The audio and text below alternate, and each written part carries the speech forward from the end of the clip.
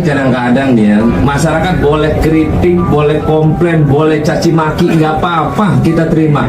Tapi ada adat istiadat yang mesti disampaikan. Apakah dengan membubarkan DPR memang meyakinkan masyarakat bisa menjalani proses pemerintahan sekarang ini? Belum tentu. Maka jangan menyampaikan hal-hal seenaknya, bubarin DPR. Jangan. Memang yang ngomong itu rata-rata orang yang nggak pernah jadi duduk di DPR. Kita boleh dikritik, mau bilangin anjing babi bangsat nggak apa-apa, mampus nggak apa-apa. Tapi ingat bahwa kita selaku wakil rakyat juga punya kerja-kerja, punya empati. Jangan merasa bahwa komplainan, silakan kritik mau ngapain aja boleh, tapi jangan mencaci maki berlebihan. Itu karena merusak mental manusia yang begitu adalah mental orang tertolol sedunia.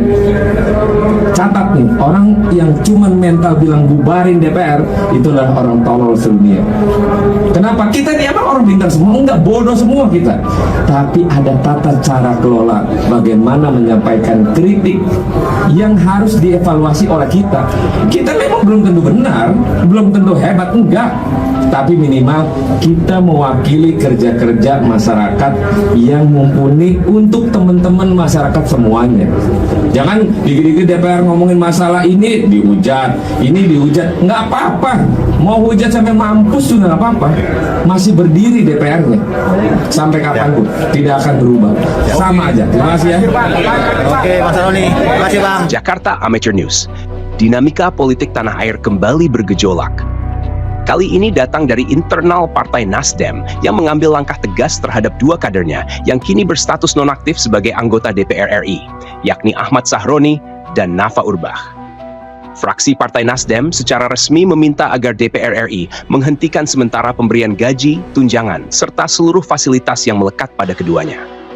Langkah ini dianggap sebagai bagian dari mekanisme penegakan disiplin internal dan komitmen menjaga integritas partai di mata publik. Pernyataan tersebut disampaikan langsung oleh Ketua Fraksi Partai Nasdem DPR RI, Victor Bungtilu Laiskodat, melalui siaran pers yang diterima pada hari Selasa, tanggal 2 bulan September tahun 2025.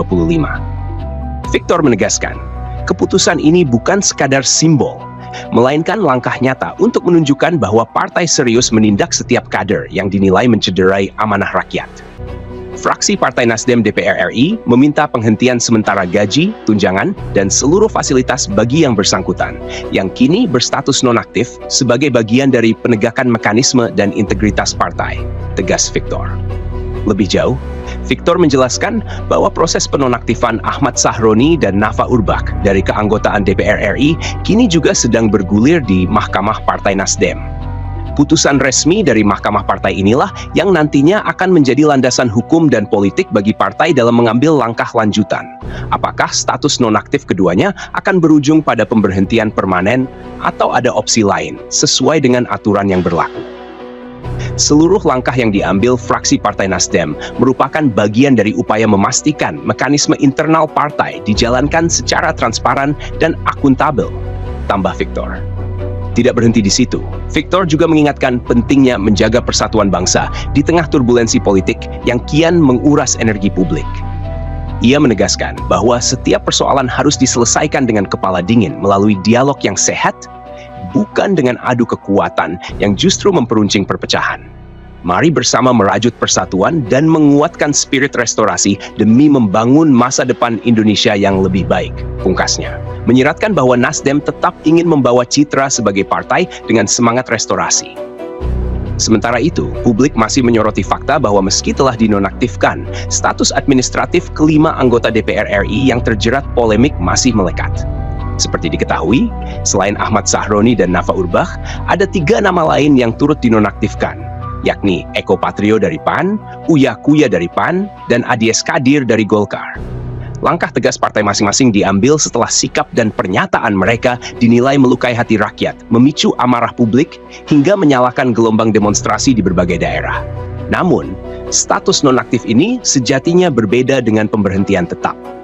Nonaktif berarti sementara waktu mereka tidak melaksanakan tugas, fungsi, dan kewenangan sebagai wakil rakyat di parlemen. Akan tetapi, secara hukum keanggotaan mereka di DPR masih sah dan diakui. Dengan kata lain, meskipun tidak lagi terlihat dalam aktivitas politik sehari-hari, status anggota dewan tetap melekat hingga ada keputusan final, baik dari partai, mahkamah partai, maupun mekanisme DPR itu sendiri. Persoalan lain yang kini mengemuka adalah soal hak keuangan para anggota DPR non-aktif tersebut. Berdasarkan pasal 19 ayat 4 Peraturan DPR nomor 1 tahun 2020 tentang tata tertib, anggota DPR yang diberhentikan sementara tetap memperoleh hak finansial sesuai ketentuan perundang-undangan. Artinya, baik gaji pokok maupun berbagai tunjangan tetap mengalir ke rekening mereka. Hak tersebut mencakup tunjangan keluarga, jabatan, komunikasi, bahkan tunjangan beras, meski mereka sudah tidak aktif menjalankan tugas sebagai wakil rakyat. Kondisi ini menimbulkan paradoks di mata publik. Di satu sisi, rakyat merasa kecewa karena para legislator yang telah menyinggung hati masyarakat justru masih menerima fasilitas negara. Di sisi lain, aturan hukum memang masih memberikan hak tersebut hingga ada keputusan pemberhentian permanen. Inilah yang membuat desakan publik agar DPR memperketat aturan semakin menguat, terutama dalam situasi di mana kepercayaan masyarakat terhadap lembaga legislatif sedang berada di titik nadir. Kasus ini menjadi pukulan telak, bukan hanya bagi individu terkait, tetapi juga bagi kredibilitas partai politik. Ahmad Sahroni yang sebelumnya dikenal sebagai Crazy Rich Tanjung Priok, kini harus menghadapi sorotan tajam setelah berbagai kontroversi pernyataannya menuai kecaman. Begitu pula Nafa Urbach yang kiprahnya di panggung politik awalnya disambut penuh rasa penasaran publik, kini justru terseret dalam badai kritik yang sama.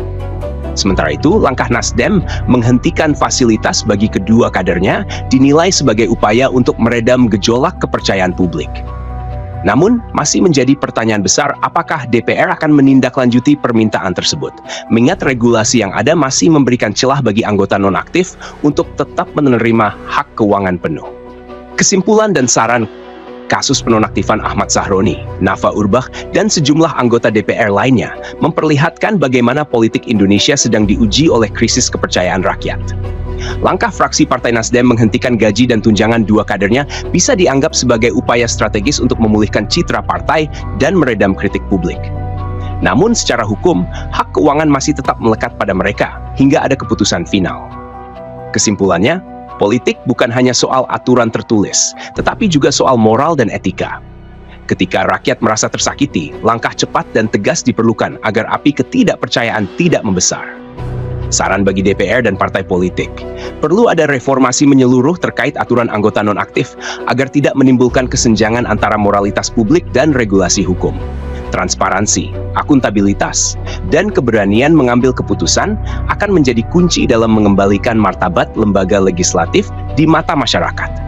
DPP Partai Nasdem menonaktifkan Saudara Ahmad Sahroni dan Nafa Urbach sebagai anggota DPR RI dari fraksi Partai Nasdem.